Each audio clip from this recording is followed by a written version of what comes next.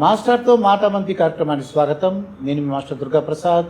ఈరోజు మనతో పాటు ప్రముఖ మోటివేషనల్ స్పీకర్, ఇన్ఫ్లుయెన్సర్ వేణి గారు ఉన్నారు. నమస్కారం మేడం. మేడం, ఈ రోజుల్లో పిల్లల్ని పెంచడం చాలా కష్టతరంగా ఉందండి. మీరు అలాగే మా తరం పిల్లలు పెరిగినప్పుడు ఇంత టెక్నాలజీ లేదు, టీవీలు కానీ ఇవన్నీ లేవు. కానీ ఇప్పుడు స్వేచ్ఛ ముసుగులో పేరెంట్స్ కొద్దిగా ఇబ్బంది ఫాలో అవుతున్నారా? పిల్లలకి ఏమైనా ఇబ్బందులు అవుతున్నాయా?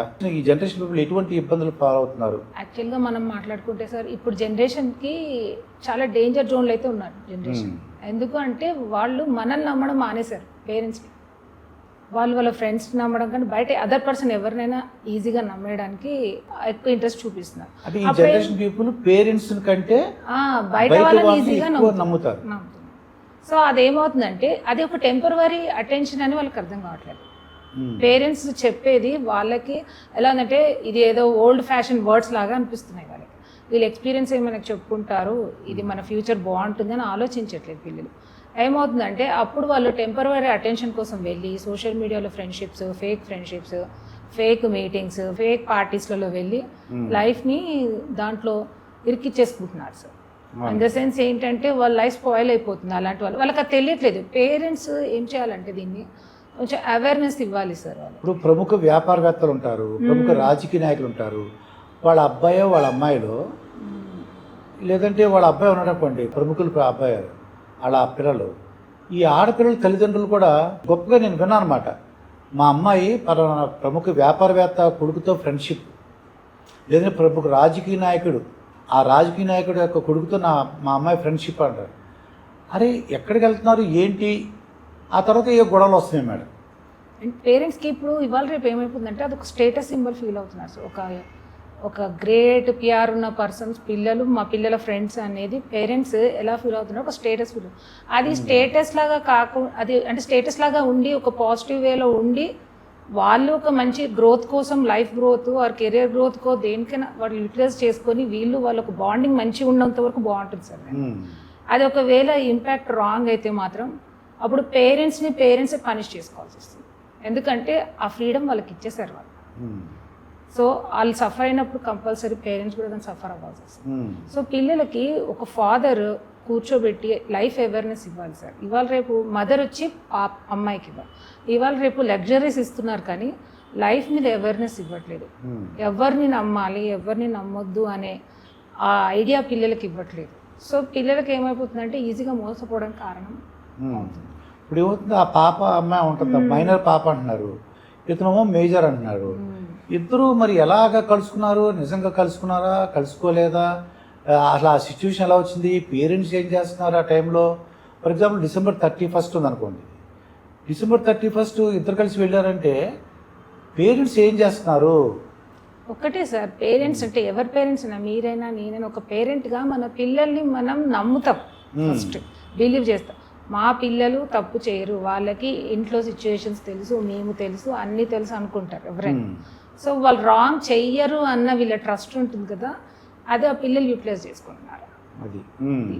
అందుకని వాళ్ళకి నేను చెప్పొచ్చేది ఏంటంటే పేరెంట్స్ ఖచ్చితంగా ఒక సండేనో ఒక సాటర్డేనో వాళ్ళకి వీలైనప్పుడు అసలు ఎక్కడ తిరుగుతున్నారు, ఏంటి నీ సర్కిల్, నీ లైఫ్ స్టైల్, నీ నెక్స్ట్ లైఫ్ ఏంటి, నువ్వేం ప్లాన్ చేసుకుంటున్నావు, అవన్నీ మనము డిస్కస్ చేస్తూ ఉంటే వాళ్ళలో ఉన్నవి మనకు ఐడియాస్ వస్తాయి సార్. దాన్ని బట్టి మనకు ఐడియా, దాంతో మనం వాళ్ళు కరెక్ట్ చేయగలుగుతాం. పేరెంట్స్ ఏమైపోయిందంటే వాళ్ళ లైఫ్లో వాళ్ళు బిజీ అయిపోయి పిల్లలు ఏం చేస్తున్నారు అని అబ్జర్వ్ చేయడం తగ్గిపోయింది. అవునండి. నైట్ అంతా లేరంటే ఒక అబ్బాయి ఏదో చెప్తాడని, ఏమని మా ఫ్రెండ్స్తో సెలబ్రేట్ చేసుకున్నాను, జాగ్రత్తగా ఉన్నానమ్మా అని చెప్పాడు. ఆడపిల్లల్ని ఎలా వదిలేస్తారో అర్థం అవ్వట్లేదండి. ఆడపిల్లల్ని ఆ తల్లిదండ్రులు కూడా జాగ్రత్తగా ఉండాలి కదా. అదే అంటున్నాను సార్, ఇదంతా కారణం నమ్మకం. అంతే, ఒక నమ్మకం అనే వర్డ్స్ని వాడుకుంటున్నారు యూత్. అందరూ అనను, కొంతమంది పిల్లలు దాన్ని వాడుకుంటున్నారు. పేరెంట్స్ కూడా బ్లైండ్గా పిల్లలు నమ్మడం మొదలుపెట్టారు. నేనేమంటా అంటే ఎన్ని మనం ఇచ్చినా మంచైనా రేపు మనల్ని అంటారు, చెడైనా మనల్ని అంటారు. సో నేను చెప్పేది ఏంటంటే ప్రతి పేరెంట్స్కి పిల్లలని అబ్జర్వ్ చేసి ఒక పార్ట్ వాళ్ళ వీక్లో ఒకసారి పెట్టుకోవాలని. అదొక రోజు కూడా అండి అసలు ఎక్కడికి మానిటరింగ్ ఉండాలండి. ఎక్కడికి వెళ్తున్నారు, ఎక్కడికి ఏం చేస్తున్నారు, ఎందుకు వెళ్తున్నారు, వాళ్ళ ఫ్రెండ్స్ ఎవరు, అమ్మాయిలు ఎవరు, అబ్బాయిలు ఎవరు, వాళ్ళ ఏజ్ ఎంత. ఈ రోజుల్లో కేసు ఏంటంటే చట్టాలు కూడా రకరకాల చట్టాలు ఉన్నాయండి. మ్మ్. పూర్వకాలం వేరు, ఇప్పుడు వేరు. Yes sir. కలిసి ఉన్నంత కాలం కలిసి ఉంటున్నారు, లేదంటే ఒకరి మీద ఒకరు కేసులు పెట్టుకుంటున్నారండి. ఈ అబ్బాయి ఏమంటాడంటే హనీ ట్రాప్ అంటాడు, అంటే నన్ను డబ్బుల గురించి నన్ను బ్లాక్మెయిల్ చేసింది. ఈ అమ్మాయి అంటది లేదు లేదు నన్ను లోపరుచుకున్నాడు, నన్ను లైంగికంగా వేధించాడు ఈ అమ్మాయి. నిజంగా పేరెంట్స్ ఎంత బాధపడతారమ్మా వాళ్ళు నిజంగా. 100% సార్. పేరెంట్స్కి చాలా పెయిన్ఫుల్. ఇప్పుడు పిల్లల్ని పెంచడం అయితే చాలా పెయిన్ఫుల్ అవుతుంది, చాలా పెద్ద టాస్క్ అవుతుంది. వాళ్ళని మనం పంపించలేదు అంటే వాళ్ళు అదో రకంగా ఆలోచిస్తున్నారు. పంపించాము అంటే అన్నెసరీ థింగ్స్ అన్ని ఇంటికి తీసుకొచ్చి పెడుతున్నారు. వాళ్ళకి ఇంకా మనం చెప్పే వరకు చెప్పాలి సార్. వాళ్ళకి ఒక ట్రైనింగ్ అనేది మనమైతే 100% ఇవ్వాలి. బయట ఎవ్వరో ఇవ్వరు, మనమే ఇవ్వాలి. పిల్లలు కూడా అర్థం చేసుకోవాలి ఎందుకు మనకు చెప్తున్నారు, ఏంటి రీజన్ అని. ఇన్ని స్టోరీస్ బయట చూస్తున్నారు వాళ్ళు. అసలు ఇప్పటి యూత్ అయితే మనప్పుడు లేదు సార్ అలా. ఇప్పటి యూత్ అయితే చాలా ఇంటెలిజెంట్ ఉన్నారు, మెచ్యూరిటీ ఉన్నారు. వాళ్ళు డెసిజన్ మేకర్స్ కూడా అవుతున్నారు. వాళ్ళు ఏం చదువుకోవాలి వాళ్ళు డిసైడ్ అవుతున్నారు, వాళ్ళు ఏం తీసుకోవాలని డిసైడ్. అలాంటప్పుడు వాళ్ళకి ఒక బ్యాడ్ చేస్తున్నాము అంటే ఇది మా పేరెంట్స్కి ఎఫెక్ట్ అవుతుంది, నా లైఫ్ ఎఫెక్ట్ అవుతుంది అని తెలియకుండా ఏం చేయట్లేదు సార్. వాళ్ళు ఒక ఎంజాయ్మెంట్ కింద ఫీల్ అవుతున్నారు. నేను తప్పుగా అనట్లేదు పిల్లల్ని, ఏంటంటే అవేర్ లేదు పిల్లలకు కూడా. అది అటు పార్టీకి కానీ ఇటు పార్టీకి కానీ ఏంటంటే అవేర్నెస్ లేదు. అది ఫ్రీడమ్ అనే వర్డ్లో వాళ్ళకి తెలియకుండానే మిస్టేక్స్ జరుగుతాయి. ఇప్పుడు దానివల్ల ఏమవుతుందంటే ఈ చట్టాలు ఉండటం వలన ఆ చట్టాలతో చట్టం అందరికి చుట్టం కాదని చెప్పేసి ఎంతటి ప్రముఖ వ్యాపారవేత్త అయినా ఎంత రాజకీయ నాయకుడు వాళ్ళ మీద కేసులు వస్తున్నాయండి. కాబట్టి ఇది ఒక గుణపాఠంగా అనుకుని పేరెంట్స్ అందరూ కూడా పిల్లల్లోని ప్రతి క్షణం ఎక్కడికి వెళ్తున్నారు, ఎవరితో ఉంటున్నారు, వాళ్ళ ఏజ్ ఎంత, ఆడపిల్లల మైనర్ల దగ్గరికి ఏమైనా వెళ్తున్నారా, ఇవన్నీ చూడటం మంచిదని నాకు అనిపిస్తుంది. 100% మానిటరైజింగ్ వెరీ ఇంపార్టెంట్. ఆయన రాజకీయ నాయకుడా, స్కూల్ టీచరా, రైతా అని కాదు, అందరికి పిల్లలు ఆనిముత్యాలే. అందరి పిల్లల భవిష్యత్తు అందరికీ ఇంపార్టెంటే. అంటే పిల్లలు అన్ని మనకు చెప్పి చేయరు కదా సార్. పేరెంట్స్ కూడా మనం బ్లేమ్ చేయలేము. బట్ మన నుంచి ఒక రోజు ఒక గిల్ట్ రాకూడదు. నేను ఇలా చెప్పింటే బాగుండదేమో, నేను చెప్పకపోవడం వల్ల కూడా ఇలా జరిగిందేమో అని మనకు ఆ గిల్ట్ కూడా ఉండొద్దు. నేను చెప్పడం ఏంటంటే మానిటర్ ఇస్ వెరీ ఇంపార్టెంట్. నువ్వు ఎవరితో తిరుగుతున్నావు, ఏం చేస్తున్నావు, నీ సర్కిల్ ఏంటి, నీ ఫ్యూచర్ ఏంటి అని కూర్చొని పిల్లలతో ఫ్రెండ్లీగా ఉండి డిస్కస్ చేసామంటే, యాక్చువల్ సార్ ఫ్రెండ్షిప్ మనం పిల్లలతో చేసామంటే ఈ మిస్టేక్స్ అనేది చాలా తక్కువ చూస్తాం. అదే ఇంకోటి ఏంటంటే నాకు వేణిగా నాకు అనిపిస్తుంది, పిల్లలు ఏదన్నా తప్పు చేస్తే ధైర్యంగా చెప్పేంత అవకాశం పేరెంట్స్ ఇవ్వాలండి. అంటే ఈ తప్పు చేసేమో ఇంట్లో చెప్తే మమ్మల్ని తిడతారేమో అన్నాక మమ్మల్ని దాచేస్తుంటారు. అలా కాకుండా ఈ తప్పు జరిగింది, అనుకోకుండా జరిగింది అని చెప్పగల అవకాశం పేరెంట్స్ కూడా స్వేచ్ఛ ఇవ్వాలండి. అప్పుడే కొద్దిగా ఇటువంటి గొడవలు లేకుండా ఉంటాయేమో నాకు అనిపిస్తుంది. 100% సార్. మనము పిల్లలకి ఆ ఫ్రీడమ్ మన నుంచి ఇవ్వాలి. ఫస్ట్ మనం వాళ్ళతో ఒక ఫ్రెండ్ లాగా కూర్చొని డిస్కస్ చేసినప్పుడు వాళ్ళ పేరెంట్స్ లాగా కాకుండా, పేరెంట్స్ లాగా అంటే పిల్లలు ఎలా ఫీల్ అవుతుంటే నన్ను జడ్జ్ చేస్తారు, నేను ఏం చెప్పినా జడ్జ్ చేస్తారు, నెక్స్ట్ టైం నన్ను అక్కడ పోనివ్వరేమో, నెక్స్ట్ టైం నన్ను ఇది చేయనివ్వరేమో అని పిల్లలకి ఒపీనియన్ ఉండిపోతుంది. అలా కాకుండా మనం పిల్లలతో ఒక ఫ్రెండ్లీగా ఉండి, ఏంటి నాన్న ఏం చేస్తున్నావు, ఒక ఫ్రెండ్లీ నేచర్లో వాళ్ళు తప్పైనా రైట్ అయినా మనం వినడం ఫస్ట్ నేర్చుకోవాలి సార్. ఎందుకంటే మనకున్న ఎక్స్పీరియన్స్ వాళ్ళకి లేదు. లేటర్ ఆన్ వాళ్ళకి మనం ఇది కాదు అని ఎక్స్పీరియన్స్ ఇస్తూ ఉంటే వాళ్ళు ఏం చేస్తున్నామని ఒక అవేర్నెస్ వాళ్ళకి వస్తుంది. తర్వాత అండి ఈ డబ్బులు కూడా ఎంత ఖర్చు పెడుతున్నారు, డబ్బులు ఎంత తీసుకుంటున్నారు, ఏం చేస్తున్నారు ఆ డబ్బులతో. ఇప్పుడు ఈ ఆడపిల్ల గిఫ్ట్లు తెచ్చారు అనుకోండి, ఎలా వచ్చినాయి ఆ గిఫ్ట్లు, ఎవరిచ్చారు, ఏదో కొత్త ఫోన్ వచ్చింది, ఎవరిచ్చారు నీకు కొత్త ఫోన్, ఈ కొత్త ఫోన్ ఇచ్చారంటే ఎందుకు ఫ్రీగా ఇస్తారు మీకు, ఇలాంటివన్నీ కూడా తల్లిదండ్రుల అమ్మా నాన్నలు అడగాలి సార్. అంత గిఫ్ట్లు నీకు ఎలా వచ్చినాయి, నీకు ఈ యొక్క డ్రెస్సులు కానీ ఈ యొక్క ఫోన్స్, ఈ ఖరీదైన ఫోన్ ఉచితంగా నీకెవడిచ్చాడు ఈ రోజుల్లో, అలా ప్రశ్నిస్తే కొద్దిగా భయపడతారండి. ప్రశ్నించడం ఏదో ఫ్రీగా వచ్చిందని తీసుకుని కొద్దిగా అలా అయితే కొద్దిగా ఇబ్బందులు వస్తాయి. అదే ప్రశ్నించే విధానంలో కూడా వాళ్ళకి ఎలా అనిపించాలంటే, అమ్మ అడుగుతుంది నేను ఆన్సర్ చేయగలగాలి, అమ్మ అడిగే విధానం కూడా ఉండాలి. వాళ్ళకి అమ్మ అని కనిపించకూడదు, నాన్న అని కనిపించకూడదు, కానీ మన విజన్ వాళ్ళ మీద ఉండాలి. మన మానిటర్ వాళ్ళు ఎందుకమ్మా, ఏ రీజన్ లేకుండా ఎందుకు ఇస్తారు నీకు, నువ్వు వాళ్ళకి ఏమి ఇచ్చావు, నీకేమి ఎందుకు ఇచ్చారు. ఇప్పుడు మనం బయట వచ్చే బిచ్చగాడికి కొన్నిసార్లు ఇవ్వడానికి ఆలోచిస్తాం. సో నీకు అంత కాస్ట్లీ గిఫ్ట్ ఇవ్వడానికి బిహైండ్ ద రీజన్ ఏంటి, నువ్వేమి ఇచ్చావు ఫస్ట్ అంత పెద్ద నీ దగ్గరికి రావడానికి. అంటే తన దగ్గర నుంచి మనకి కొన్ని ఆన్సర్స్ వెళ్తాయి కదా, అప్పుడు మనం తనకి అది ఫిల్టర్ చేయాలి. ఇలా ఉంటుంది, ఇలా ఉంటుంది, ఇలా ఉంటుంది, ఇలా నువ్వు ఒకసారి చేయకుండా చూడు, నీకు ఏమి ఇస్తారో చూద్దాం. సంథింగ్ లైక్ మనం అలా వాళ్ళని అవేర్ చేసామనుకోండి సార్, అన్నీ మన చేతుల్లో ఉన్నాయి సార్. పిల్లల్ని ఏం చేయాలన్నా మన చేతుల్లో ఉంది. ఫస్ట్ పేరెంట్స్ చేతిలో ఉంది. మనం వాళ్ళని గైడ్ చేసుకునే విధానం ఇంపార్టెంట్. అది పర్ఫెక్ట్గా వెళ్ళిందంటే వాళ్ళు కూడా మిస్టేక్స్ చేయరని నేను అనుకుంటున్నాను.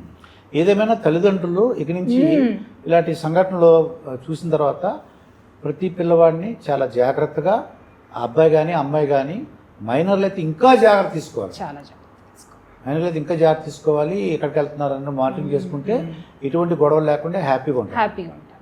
పూర్వం మ్యారేజ్ చేసుకున్నాను కూడా 50 సంవత్సరాలు 60 సంవత్సరాలు షష్టి పూర్తని మ్యారేజ్ చేసుకుని 50 సంవత్సరాలు లేదండి, మ్యారేజ్ చేసుకుని 70 సంవత్సరాలు లేదని నేను చూశాను చాలామందిని. కానీ ఈ రోజుల్లో ఎక్కువ మందికి విడాకులు అవుతున్నాయి. ఎక్కువగా ఫ్యామిలీ రిలేషన్ ఎక్కువ కాలం ఉండట్లేదు. మీరేం అబ్జర్వ్ చేశారు? ఎందువల్ల అంటారు కారణాలు? నేను అబ్జర్వ్ చేస్తుంది ఏంటి అంటే సార్, ఇప్పుడు ఆ జనరేషన్లో పేరెంట్స్ కానీ, వాళ్ళకి పెళ్లి చేసినప్పుడు ఉన్న చుట్టాలు కానీ, పేరెంట్స్ కానీ, ఫ్రెండ్స్ కానీ ఎంతసేపు వాళ్ళు బాండింగ్ బాగుండాలని ట్రై చేసేవారు. వాళ్ళు ఒకవేళ వాళ్ళ మధ్యన ఏదైనా మిస్అండర్స్టాండింగ్ వచ్చినా వీళ్ళందరూ ఒక పాజిటివ్ థాట్ తోటి మీరు కలిసి ఉండాలి, ఇంకొంచెం జర్నీ చేయండి, అర్థమవుతుంది అని ఒక స్పేస్ ఇచ్చేవాళ్ళు వాళ్ళకి.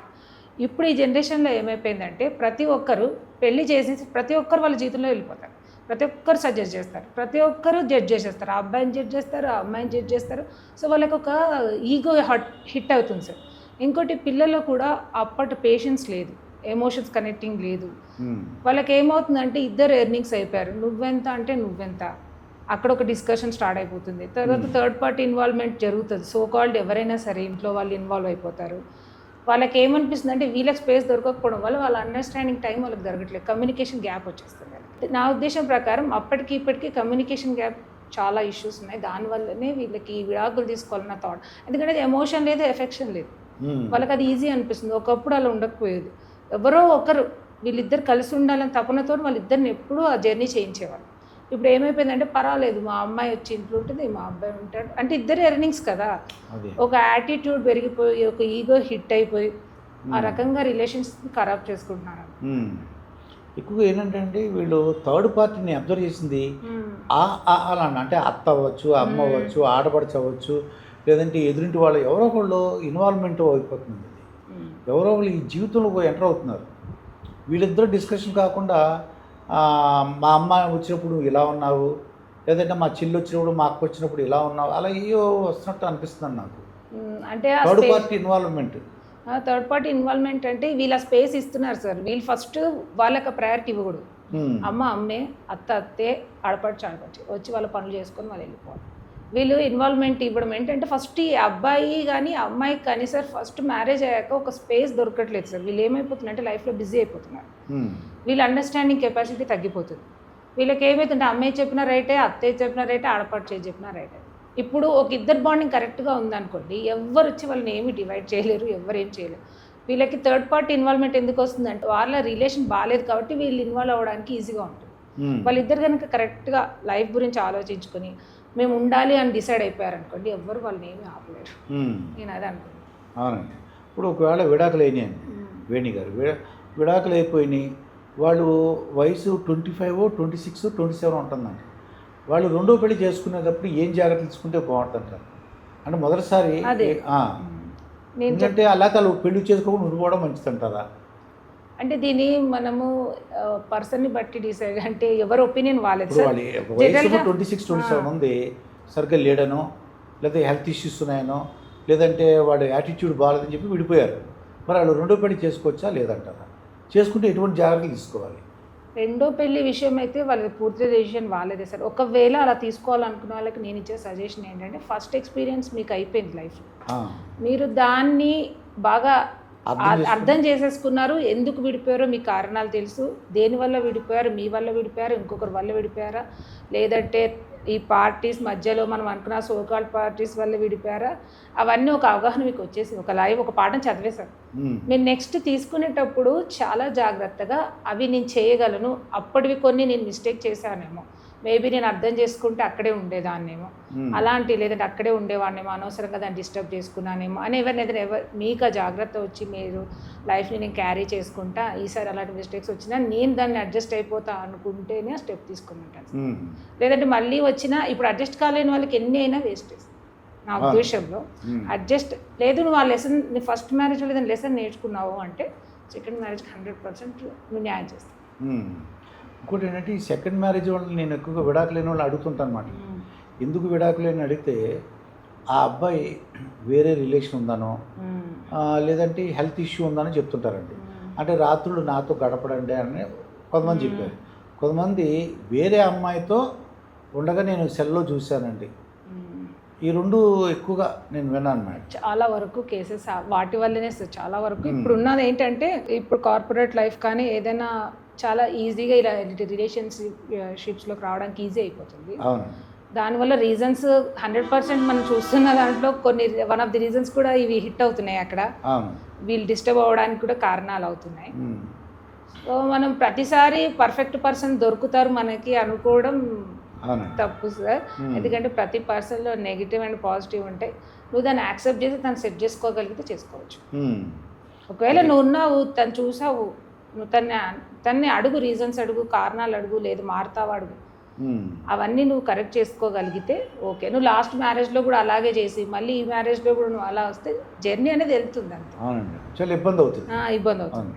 ఇప్పుడు ఆడవాళ్ళు ప్రాబ్లం ఉందనుకోండి, వాళ్ళు వేరే సంబంధాలు పెట్టినారనుకోండి, అప్పుడు ఇతను ఏం చేయాలంటే కొత్తగా మ్యారేజ్ చేసుకోవాలనుకుంటే ఆ వచ్చే అమ్మాయి ఎవరు, ఎలా ఉంది పరిస్థితి, ఏదోరికి ఏం జరిగింది అన్నీ ఎక్స్ప్లెయిన్ చేస్తే ఆ అమ్మాయి వచ్చే అమ్మాయి కొత్తగా జాగ్రత్తగా ఉండడానికి అవకాశం ఉంటుంది. అంతే సార్. ఇంకోటి ఏంటంటే అండి, పక్క చూపులు ఎందుకు చూస్తారండి? అయితే అమ్మాయి కానీ అబ్బాయి కానీ నేను అబ్జర్వ్ చేసింది ఏంటంటే, నేను విన్న కథలు బట్టి వీడు ప్రేమ చూపించుకోపోవటం. ఇప్పుడు ఈ భార్య ఉంది, భార్య భర్తను బాగా చూసుకుంటుంది అనుకోండి, ఇది అసలు వాడు ఇంకో ప్రేమను కోరుకోడు. ఇది ఎందుకు వేరే సంబంధం చూస్తున్నాడు అని అడుగు అనుకోండి.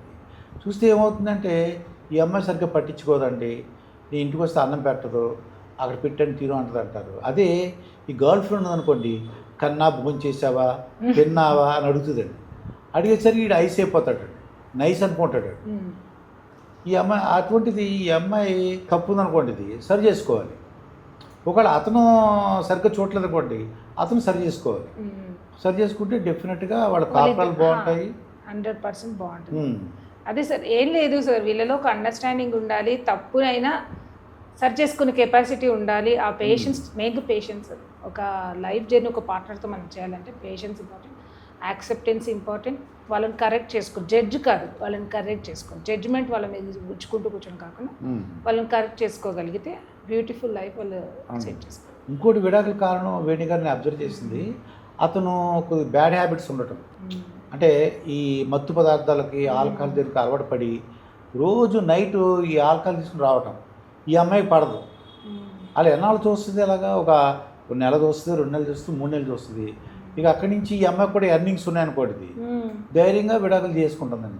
ఇంకా వాడితో ఎందుకులే అని చెప్పేసి. అదే సార్, ఇప్పుడు తనకి నిజంగానే చెప్పాలంటే దీంట్లో కూడా రియల్గా ఫేస్ చేస్తున్న వాళ్ళ ఇష్యూస్ కూడా ఉన్నాయి సార్. డైవర్స్ కేసెస్లో రియల్గా కొన్ని చూసి మనకు కూడా పెయిన్ఫుల్, నిజమే లేదు తను తీసుకోవడం తప్పలేదు అనిపించే సిచ్యువేషన్స్ ఉంటాయి.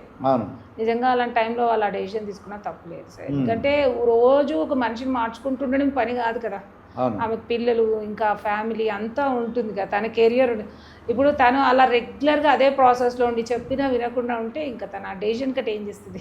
అవునా, అందుకని రెండో పెళ్లి చేసుకున్నప్పుడు జాగ్రత్తగా హ్యాబిట్స్ లేనివాళ్ళు, ఈ అమ్మాయి ఎలా ఉందని వీడు చూసుకోవటం, ఆ అబ్బాయి హ్యాబిట్స్ ఉన్నాయి, ఒకవేళ ఉన్నా కూడా మార్చుకునే శక్తి ఉండాలి వాళ్ళకి.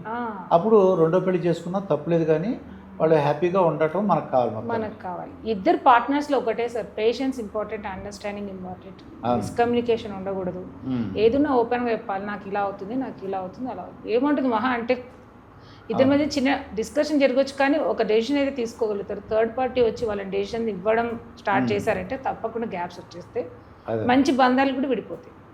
ఎందుకంటే ఇద్దరు కూర్చొని మాట్లాడుకోవడంలో ఆ క్లారిటీ వస్తుంది సార్. అంటే ఏదైనా సర్దుబాటు అంటే ఇది సర్దుకుని పోవాలనుకుంటారు కదా, అది సర్దుకుని బట్టలు సర్దుకుని వెళ్ళిపోమని కాదు. లైఫ్ అడ్జస్ట్ అవ్వాలి అంటే బట్టలు సర్దుకుని వెళ్ళిపోమని అది కాదు, లైఫ్ని అడ్జస్ట్ కావాలి.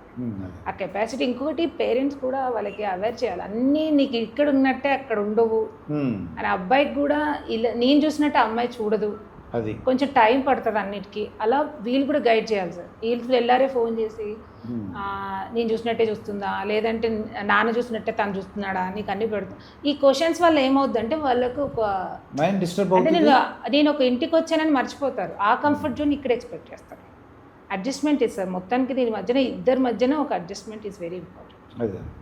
అది అర్థం చేసుకోవడానికి స్పేస్ ఉండాలి. ఫస్ట్ జర్నీ చేయాలి వాళ్ళు కొన్ని రోజులు. అవునండి మేడం, ఇదివరకు అసలు మదర్స్ డే అంటే ఏంటి, ఫాదర్స్ డే అని మాకేం తెలియవండి.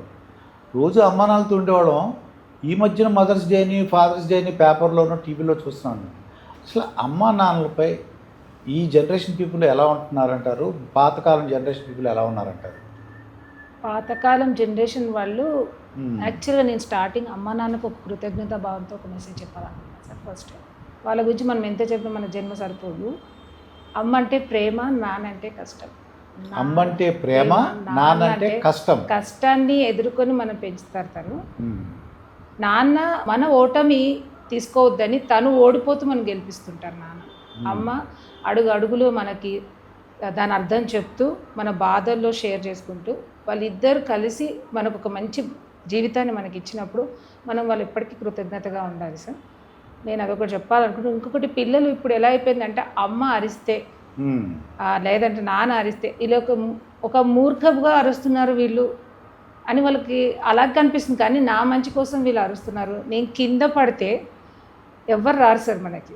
మనం కింద పడి మన కష్టాల్లో ఉన్నా, మన బాధల్లో ఉన్నా వేరే ఎవ్వరూ రారు. అమ్మ నాన్నే భుజం తట్టి లేపి ప్రయత్నించు, తప్పకుండా సార్. మనం అవుతామో లేదో తెలీదు, మనకు ఆ మోటివేషన్ వాళ్ళు ఇస్తారు. మనకు మోటివేషన్స్ ఎక్కడి నుంచి రావు సార్, మన పేరెంట్సే మనకి ఇస్తారు ఆ మోటివేషన్, మన లైఫ్ మోటివేషన్. అయితే వాళ్ళు ఓడిపోయి కూడా వాళ్ళ కెరియర్ కూడా అన్ని పక్కకు పెట్టి మనకు ఒక లైఫ్ ఇచ్చినప్పుడు మనం దాన్ని చాలా గాజు పాత్రలాగా చూసుకోవాలి.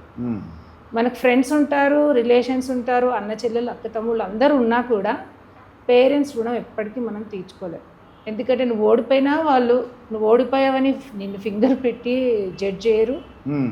గెలిస్తే మనకంటే డబుల్ సంతోషపడతారు. వాళ్ళ ఫైనల్ ఎజెండా వాళ్ళకి ఏముంటుందంటే మన పిల్లలు హ్యాపీగా లైఫ్లో సెటిల్ అయ్యారు, మనం పెట్టే ఫుడ్ వాళ్ళకి ఇంపార్టెంట్ కాదు. అది నేను ప్రతి తల్లిదండ్రులకి ఆ గ్రేట్నెస్కి నేను ఎప్పుడూ రుణపడి ఉంటాను. ఈ మధ్యన లోకేష్ గారు తెలిసి ఉంటుంది, ఆంధ్రప్రదేశ్ చీఫ్ మినిస్టర్ అబ్బాయి. ఆయన ఒక ఐటీ శాఖ మంత్రిగా ఉన్నారు, విద్యాశాఖ మంత్రిగా కూడా. వాళ్ళ అమ్మ గురించి చెప్తారు ఆ లోకేష్ గారు నిన్న టీవీలో చెప్తున్నారు, 40 సంవత్సరాల వరకు వాళ్ళ అమ్మ అంటే బాగా ప్రేమ అంట. ఎందువల్లంటే అన్నం పెట్టేది, కూర పెట్టేది, అది ఎక్కువగా ప్రేమ. స్కూల్కి వెళ్ళటం రావటం, ఎన్ని అమ్మతో ఉన్న బంధం 40 సంవత్సరాల వరకు అమ్మ అని కూర్చుంటే 40 సంవత్సరాలు తెలిసిందంట ఆయనకి తండ్రి యొక్క కష్టం. తండ్రి ఎంత కష్టపడి ఉంటాడో అదే ఈ యొక్క పొజిషన్ రావడానికి. అమ్మ నాకు కనబడింది ఇప్పుడు 40 సంవత్సరాల తర్వాత తెలిసిందంట ఆయనకి. నిజంగానే అంతే కదా. ఇప్పుడు చూసిన పిల్లలకి అమ్మ కనబడుతుంటుంది, నాన్న కష్టం కనబడదు. వెనక మన జీవితాల కోసం పోరాడే సైనికుడు సార్. అది చెప్తాను. అమ్మ నవమాసాలు పూసిన ఆమె రుణం ఎప్పటికీ మనం తీర్చుకోలేము. చాలామంది అమ్మ గురించి మాట్లాడతారు, అది 100% అమ్మ గురించి అందరూ మాట్లాడాలి. అమ్మ రుణం మనం తీర్చుకోలేము, ఆ నవమాసాలు మోసి మనల్ని తన లైఫ్ కూడా పక్కన పెట్టి మనకు కన్నది. బట్ నాన్న అనేది చాలా తక్కువ మంది మాట్లాడే విషయం. నాన్న మన జీవితాల కోసం పోరాడే సైనికుడు ఎప్పుడు. పిల్లల కోసం తను ఏది కొనుక్కోరు. ఒక 10 రూపాయలు మనకు అవసరం ఉన్నా తను ఒక కొత్త షర్ట్ కొనుక్కోవాలన్నా కొనుక్కోరు సార్. నాకు బ్రాండ్ డ్రెస్ కొని ఇచ్చేస్తారు, కానీ తను ఒక షర్ట్ కొనుక్కోరు. రాత్రులు మనకు తెలియకుండా వస్తారు, ఎన్నో బాధలు పడతారు, ఏడుస్తారు, కానీ మనకు కనిపించకుండా చేస్తారు. అప్పులు చేసి మనం ఉన్నత స్థాయికి వెళ్ళాలని చదువులు చదివిస్తారు. నాన్న కష్టం పిల్లలకు తెలియట్లేదు సార్. నా బాధ అమ్మ నాన్న కష్టం పిల్లలకు తెలియట్లేదు. అది ఏంటంటే పిల్లలు రియలైజ్ అవ్వాలి సార్, అది రెస్పెక్ట్ ఇవ్వాలి పేరెంట్స్. మా నాన్నగారి పేరు గాంధీ గారు అనమాట, ఆయన టీచరు. ఆయన చిరిగిపోయిన ప్యాంట్ కుట్టుకునేవాడు అండి ఆయన. అదే సార్, నాకు చాలా బాధ అనిపించేది. అరే కొత్త ప్యాంట్ కొనుక్కోవచ్చు కదా ఎందుకని. ఆయన నేను ఇల్లు కట్టుకున్నప్పుడు 1,00,000 రూపాయలు ఇచ్చాడు నాకు. అదే సార్ నాన్న ప్రేమ. ఆ డబ్బులు చూడండి, అసలు చిరిగిపోయిన ప్యాంట్ని లుగ్గిని అలాగా దారాలు కుట్టి అలా ఉండేవాడు. కానీ ఆ డబ్బులన్నీ సేవ్ చేసి నేను ఇల్లు కట్టుకున్నప్పుడు 1,00,000 రూపాయలు ఇచ్చారండి ఆయన. నువ్వు కట్టుకున్నావు కదా, ఇదిగో ఈ 1,00,000 రూపాయలు నా దగ్గర తీసుకొని ఇచ్చారండి. అలా నేను ఎక్స్పెక్ట్ చేయలేదు అది. కానీ ఆయన కష్టం నాకు ఇప్పటికీ తలుచుకున్నప్పుడల్లా మా అమ్మగారు కానీ మా నాన్నగారు కానీ ఒక టీచర్గా ఉండి ఇద్దరు టీచర్స్ అనమాట. వాళ్ళు ఉద్యోగం చేస్తూ మమ్మల్ని ఎలా పెంచారు అన్నీ కూడా ఒక చూస్తుంటే కొంచెం భావోద్వేగం కలుగుతుందండి. బాధ అనిపిస్తుంది, వాళ్ళు ఎన్ని కష్టాలు పడ్డారా బాబు అని చెప్పేసి. జీతాలు కూడా సరిగ్గా వచ్చేది కదండి ఆ టైంలో. అంతే కదా సార్. అప్పుడు పిల్లలు, ఒకప్పుడు పిల్లలు ఎంత ఇంట్లో 5-6 మంది పిల్లలు ఉండేవాళ్ళు సార్. అవునండి. నాన్న సంపాదించింది జాగ్రత్తగా వండి మనకు అమ్మ పెట్టి వాళ్ళ కడుపు కాల్చుకునేనా సరే పిల్లల కడుపు కాలొద్దు అని చెప్పి వాళ్ళు ఆ ప్రయత్నం చేసేవాళ్ళు. కానీ అప్పుడు పిల్లలకి ఇప్పుడు జనరేషన్కి నేను ఒకటి చెప్పాల్సింది సార్, అప్పుడు పిల్లలకి అమ్మ నాన్న కష్టము తెలిసేది. సో వాళ్ళు ఎప్పుడు కృతజ్ఞత భావంతో ఉండేవాళ్ళు, తల్లిదండ్రులకు పేరు తెచ్చి పనులు చేసుకుంటూ వచ్చారు. ఇప్పుడు పిల్లలకి ఆ విషయం తెలియట్లేదు సార్. తల్లిదండ్రుల కష్టం తెలియట్లేదు. ఎందుకంటే అడిగినవన్నీ ఇచ్చేయడంతో నేను ఎక్కడి నుంచి తెస్తున్నాను, ఏం చేస్తున్నానని తల్లిదండ్రి ఎవరు కూడా వాళ్ళకి అది చెప్పకపోవడం వల్ల ఆ పిల్లల తప్పు కూడా లేదు సార్. మనం ప్రతిదీ పిల్లలకు చెప్పాలి. ఎక్కడి నుంచి నాన్న కోటీశ్వరుడు అవ్వని, అంబానీ అవ్వని, బట్ ఎక్కడి నుంచి వస్తుంది, ఎంత కష్టపడుతున్నారు, నువ్వు కాలేజ్లో ఆర్ స్కూల్లో చదువుకుంటూ ఉంటావు, మీ నాన్న బయట ఏ పొలం పని చేస్తున్నాడు, ఏ పెయింటరో, ఏ రాళ్ళు కొడుతున్నాడో తెలీదు మనకి. నీకు ఏసీ కాలేజ్లో ఏసీ స్కూల్లో వేస్తున్నారు, బట్ అది పిల్లలకు తెలియజేయాల్సిన. అప్పుడే పిల్లలకు కూడా గౌరవం ఇవ్వాలి, నా పేరెంట్స్కి నేను రుణపడాలి అనేది ఒకటి తెలుస్తుంది. మనం అది పిల్లలకు జ్ఞానం తప్పకుండా ఇవ్వాలి. ఏమనుకుంటారంటే నేను కష్టపడ్డాను, నా పిల్లలకి ఎందుకు అది తెలియజేయాలి, నేను ఉండనిలే, వాళ్ళ లైఫ్లో హ్యాపీగా ఉండాలి, అది అక్కడ మిస్టేక్ జరుగుతుంది. మన తల్లిదండ్రులు ఏముందంటే ఎక్కువ గారాబంతో పెంచుతున్నారు అనిపిస్తుంది. అది కూడా తప్పే అండి. ఎక్కువగా పిల్లలకి కొద్దిగా వాళ్ళు కష్టం అంటే తెలియాలి పిల్లలకి. వీళ్ళే ఎక్కడ కష్టపడతారని చెప్పేసి భయపడిపోతున్నారు. తెలీదు, కష్టం తెలియద్దు, మనం పడ్డ కష్టాలు వీళ్ళకెందుకు, అది కాదు సార్. రేపు వాళ్ళు కూడా ఒకరికి పేరెంట్స్ అవుతారు కదా. ఇప్పుడు మనం కష్టపడింది మనం చేసింది తెలిస్తేనే రేపు వాళ్ళు ఒక పేరెంట్స్ అవుతారు కదా. వాళ్ళు కూడా పిల్లలకి చెప్పాలి. లేదంటే ఇలాగే ఏమవుతుందంటే వాళ్ళకి పేరెంట్స్ రెస్పెక్ట్ లేదు. పేరెంట్స్ ఏమవుతుందంటే ఇప్పుడు పిల్లలు ఎందుకు రెస్పెక్ట్ ఇవ్వట్లేదు అంటే మీరు చేసే కష్టం వాళ్ళకి తెలియట్లేదు. అన్నీ ఈజీగా వచ్చేస్తున్నాయి, అన్నీ ఈజీగా. మీరు వాళ్ళని అనడం కూడా అనట్లేదు. నేను ఒక రీల్స్ చూస్తున్నప్పుడు ఒకటి నాకు కనిపించింది సార్. ఒక పెద్ద మనిషి, చాలా నాకు పెద్ద స్థాయిలో ఉన్నాడు. నేను సడన్గా తన పేరుని ఇక్కడ అంటే చెప్పడానికి తన పేరు నాకు ఐడియా రావట్లేదు. బట్ తను ఒక్క విషయం ఏం చెప్పారంటే, నువ్వు ఈ స్థాయికి రావడానికి కారణం ఏంటి అని అడిగితే ఏం చెప్పారంటే, మా నాన్న నన్ను ఒక 5 ఏళ్ళు నేను ఏం చేసినా భరించారు అమ్మ నాన్న నన్ను.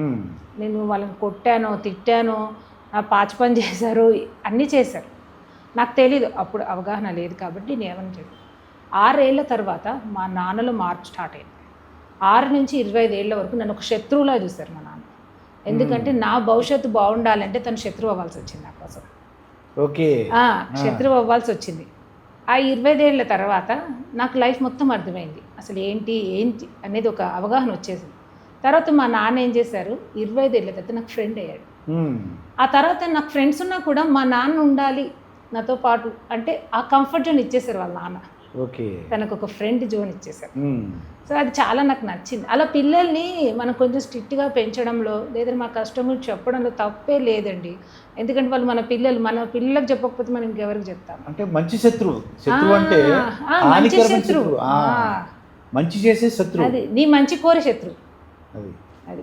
అది చాలా నచ్చింది నాకు. నేను ఒక ఖచ్చితంగా అనమాట వేణి గారు, ఒక అతను బాగా డబ్బులు సంపాదించి అమ్మ నేను నీ రుణం తీర్చుకోవాలనుకుంటున్నాను, నేను బాగా డబ్బులు సంపాదించాను, నగలు కొంటామంటావా, బట్టలు కొనమంటావా, నీ పేరు ఇల్లు కొనమంటావా అని అడుగుతాడు. అడిగితే అమ్మ అంటే అలా కదన్నా, ఒకరోజు నాతో పాటు గడుపు అంటుంది.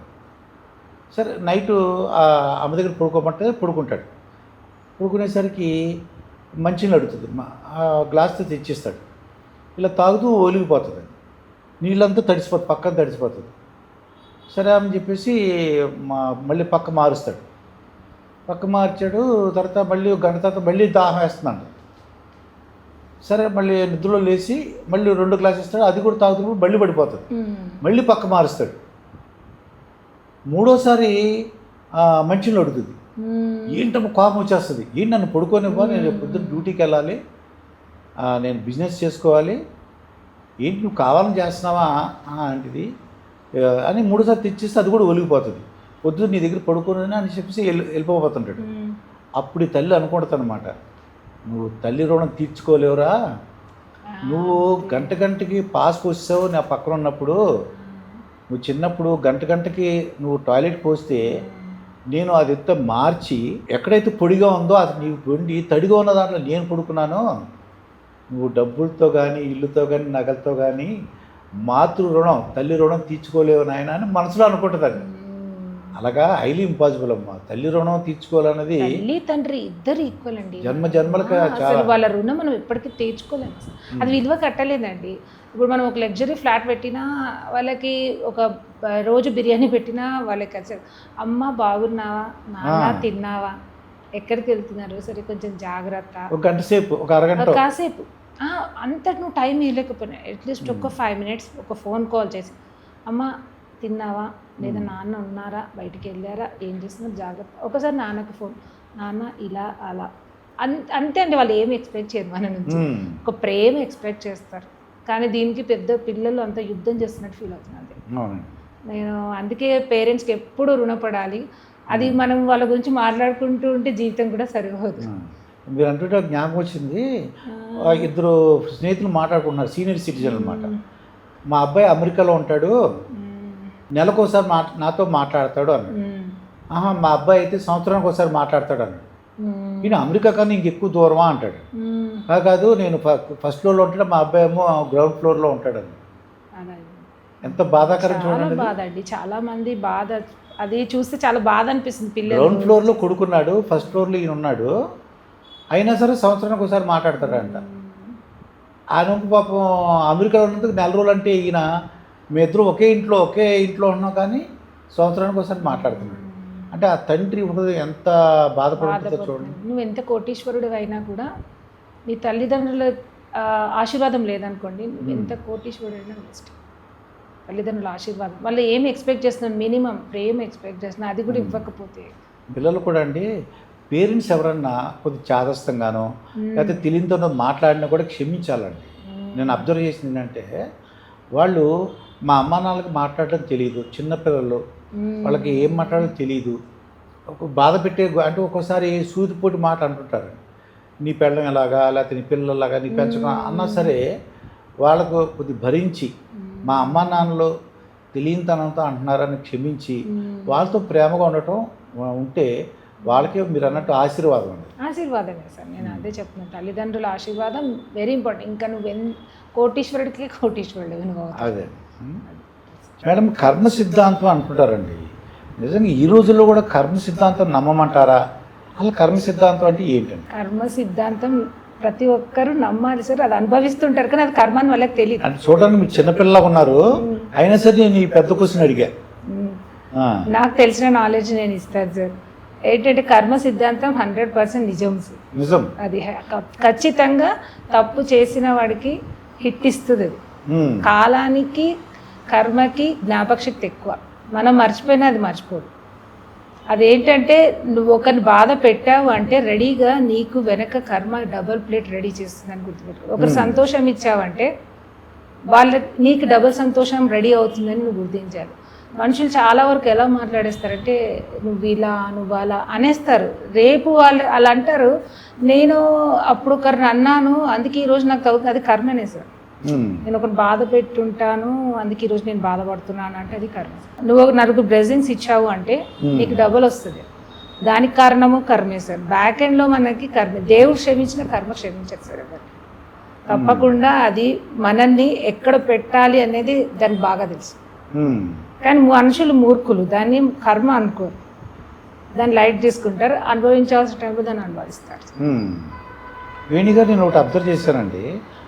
ఒక మనిషికి తనకి ఏమైనా ఆపద వచ్చిందనుకోండి, ఏదో ఇబ్బంది ఏర్పడింది అనుకోండి, దేవుడు నాకు పరీక్ష పెడుతున్నాడు అని అనుకుంటాడంట. అదే తను ఎదుటివాడికి వచ్చిందనుకోండి, కర్మ రిటర్న్స్ అంటే ఆడికి కర్మ సిద్ధాంతం, ఆ కర్మ వల్ల ఆడికి అలా జరిగిందని అనుకుంటాడు. తనకు వచ్చినప్పుడు ఏమో దేవుడు పరీక్ష అంటున్నాడు. మంచి వాళ్ళకి కష్టాలు, వాళ్ళ మాట అలా ఉంటుంది. ఇప్పుడు తనకు వస్తేనేమో మంచి వాళ్ళకి దేవుడు కష్టాలు పెట్టేస్తాడు, మంచి వాళ్ళకే. అదే ఎదుటి వాడికి వస్తేనేమో వాడి కర్మ అలా కాలుతుంది కాబట్టి వాడు అనుభవిస్తాడు.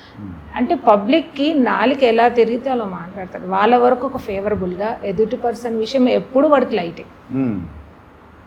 కానీ వేణిగారు, నేను కర్మసిద్ధం నాకు జ్ఞాపకం వస్తుందండి. మాది కాకినాడ అనమాట. కాకినాడలో ఒక పర్సన్ నేను చూశాను, ప్రజల్ని ఎంత హింసించాలో అంత హింసించేవాడు ఒక అతను. విపరీతమైన భయపెట్టేసేవాడు. వాళ్ళు ఏదన్నా తప్పు చేశారనుకోండి, ఆ తప్పు చేస్తే ఆ తప్పుని బ్లాక్మెయిల్ చేసేసి వాళ్ళని ఇంకా హింస అనమాట, మొత్తం ఆ కుటుంబం అంతా బాధపడేలా చేసేవాడు. తిరుగుతూ ఆఖరణ ఇన్ని బాధలు ఉండి అతనికి కళ్ళారా నేను చూశాను. అతను ప్రజల్ని ఎంత ఇబ్బంది పెట్టాడో అంత ఇబ్బంది పడ్డాడు ఆరోగ్యరీత్యా. ఓళ్ళు ఆరోగ్య సమస్యలు అండి, ఊదాంతరం ఒకటి అసలు నరకం అన్నమాట అండి. అమ్మ బాబోయ్, నేను చూశాను అనమాట. అది నీ కళ్ళారా ఏ విధంగా ప్రజల్ని హింసించాడో చూశానో అదే హింస కర్మ రిటర్న్స్ లాగా తన్ని ఎంత బాధపడ్డాడో, ఎంత ఇబ్బంది పడ్డాడో, ఈ ఆరోగ్య సమస్యలు అనమాట. ఆ బెడ్ మీద అవన్నీ చూస్తుంటే నాకు కర్మ అప్పుడు అనిపించిందన్నమాట, కర్మ రిటర్న్స్. ఈ నరకం అంటే ఎక్కడో లేదు, వాడు చేసిన తప్పు ఇక్కడే వాడు అనుభవించేలా చేసింది అనిపిస్తుంది. ఇప్పుడు ఈ కలియుగంలో అదే నడుస్తుంది అసలు. ఇప్పుడు కర్మ అనేది ఒకప్పుడు చాలా టైం పట్టేది. మరి మీ అనుభవాలు ఏమన్నా నాకు తెలియదు, కానీ నేను కళ్ళారా చూసాను అనమాట. ఇప్పుడు కర్మ అనేది ఇమీడియట్ గా నువ్వు ఒకరిని ఇట్లా పక్కకి వెళ్ళే లోపు నీకు రిటర్న్ తిరిగి చూపించేస్తుంది. ఏంటంటే లేట్ అయినా తన పని తను తప్పకుండా చేస్తుంది, డబల్ చేస్తుంది. దాన్ని నేను బిలీవ్ చేస్తాను. అందుకని ఒకరు బాధ పెట్టడం కానీ, ఒకరిని ఏడిపించడం కానీ, కావాలంటే వాళ్ళకి నలుగురికి హ్యాపీనెస్, ఒక పాజిటివ్ థింకింగ్కి నీకు డబుల్ వస్తుంది. నేను అది చెప్పగలుగుతాను సార్.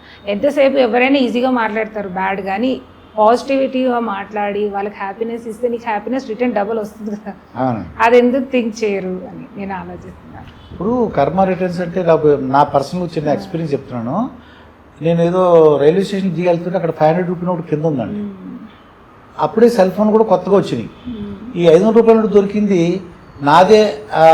అంటే ఏంటి, నేను చెప్పిన సెల్ ఫోన్ వచ్చిన మొదట్లో 500 రూపాయలు నాకు దొరికింది, దేవుడు నాకు ఇచ్చేసాడు అనుకుని ఆనందంగా తీసుకున్నాను అనమాట. తీసుకుని జేబులో పెట్టుకుని ముందుకు వచ్చాను.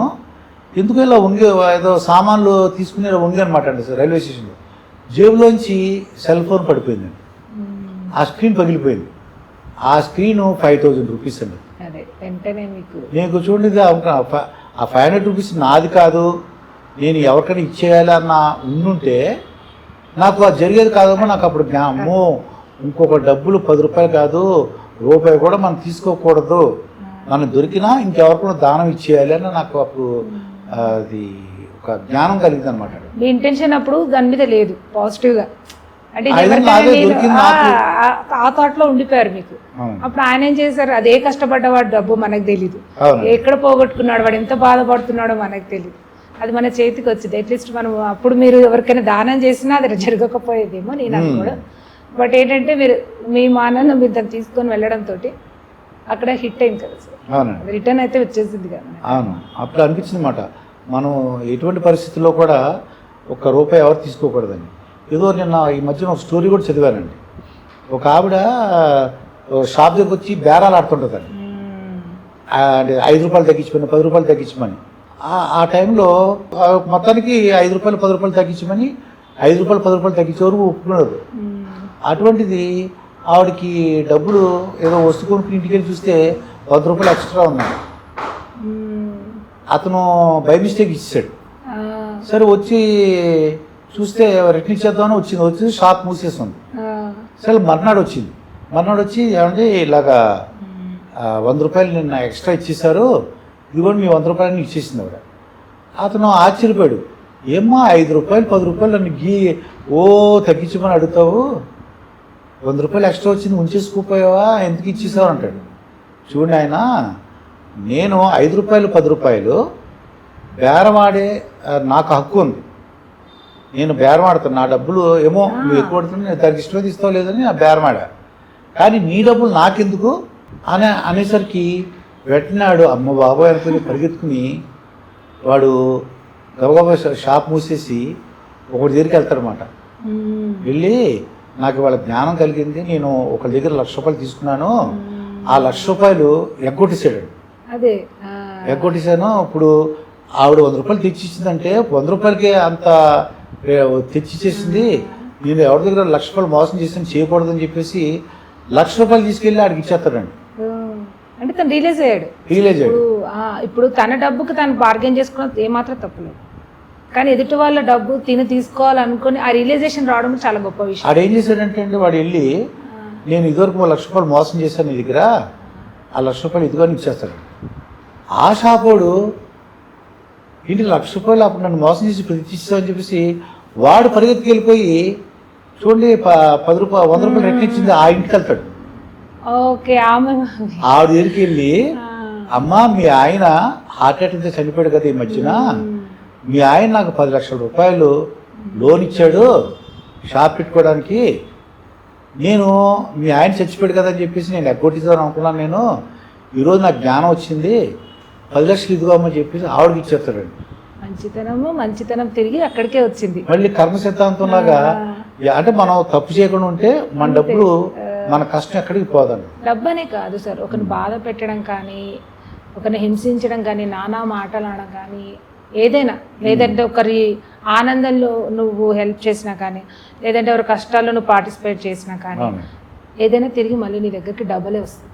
అక్కడ 100 రూపీస్ ఇక్కడ 10 lakhs అయింది. అవునండి, అంతే. అంటే నేను అదే అంటున్నాను. సో నువ్వు పాపం చేసావు అంటే అది అంతకు డబుల్ వస్తుంది. నువ్వు చిన్న రోగంతో పోయేవాడు ఐసీయూలో పట్టు. అందుకని ఎవరిని హిట్ చేయొద్దు, ఎవరిని బాధ పెట్టద్దు, ఎవరిని టార్గెట్ చేయొద్దు. ఏమాత్రం అవకాశం ఉన్నా సహాయం చేయండి అంతే. ఇంకోళ్ళకి అపకారం చేయకూడదు. ఇది ఎప్పటికీ ఫర్ ఎవర్. అది మనుషులు మారాలి సార్, అది అర్థం కావాలి. వాళ్ళ దగ్గరికి వచ్చినా కూడా వాళ్ళు దాన్ని రియలైజ్ అవ్వట్లేదు, ఇది నా కర్మ అని రియలైజ్ అవ్వట్లేదు. ఇది కర్మ అనుకోవట్లేదు, వాళ్ళు గుర్తుపట్టుకోవట్లేదు. ఇది వాళ్ళు తెలుసుకోవాలి. అదండి ఈ కర్మ సిద్ధాంతం అయితే ఉంది సార్, 100% నమ్మాలి కూడా ఉంది. నేను నమ్మను, నాకు నాస్తి పుణ్యం లేదా ఆస్తి పుణ్యాన్ని పక్కన పెట్టి మనం తప్పు చేయకూడదు, చేతనైన సహాయం చేయాలి, అవతలను బాధ పెట్టకూడదు. కొంతమంది ఏమనుకుంటారంటే నన్ను ఇంత బాధ పెడుతున్నాడు, కానీ వాడు నన్నే బాధ పెడుతున్నాడు, వాడు నన్ను బాధ పెట్టేవాడు కూడా నన్ను బాధ పెడుతున్నాడు, కానీ వాడు ఇంకా మంచిగా ఉన్నాడే, ఇంకా నేను ఎందుకు ఇలా ఉన్నాను కొంతమంది ఆలోచిస్తారు. ఎందుకంటే వాడి కర్మ దగ్గరికి రావడానికి, వాడు చేసిన పాపాలకి ఆన్సర్ చెప్పడానికి ఒక టైం ఉంది. అది మనం వెయిట్ చేయాలి. ఎవరైనా ఏదన్నా అంటే ఓకే అని మనం వెళ్ళిపోవాలి, దేవుడు చూసుకుంటాడు. అది దేవుడు కర్మ రిటర్న్ వస్తుంది, అది నమ్ముకోవాలంటే తప్పకుండా అవుతుంది సార్. అది దేవుడు నమ్ముకుంటే తప్పకుండా ఆ దేవుడు ఉన్నాడా లేదంటే ఇప్పుడు ఏదో నిజాన్ని వాళ్ళు అబద్ధాలు చెప్పకుండా నీతిగా నిజాయితీగా బతకటం. దేవుడు అంటే నమ్మకం లేదనుకో, నీతిగా నిజాయితీగా బతుకుతూ అవతల వాళ్ళకి తగినంత సహాయం చేయగలిగితే ఇంకా అదే బ్రహ్మాండమైన జీవితం. ఇదండి వేణి మేడం గారితో జరిగిన ఇంటర్వ్యూ. మరొక ఇంటర్వ్యూతో మీ ముందు ఉంటాను. మీ మాస్టర్ దుర్గాప్రసాద్. నమస్కారం.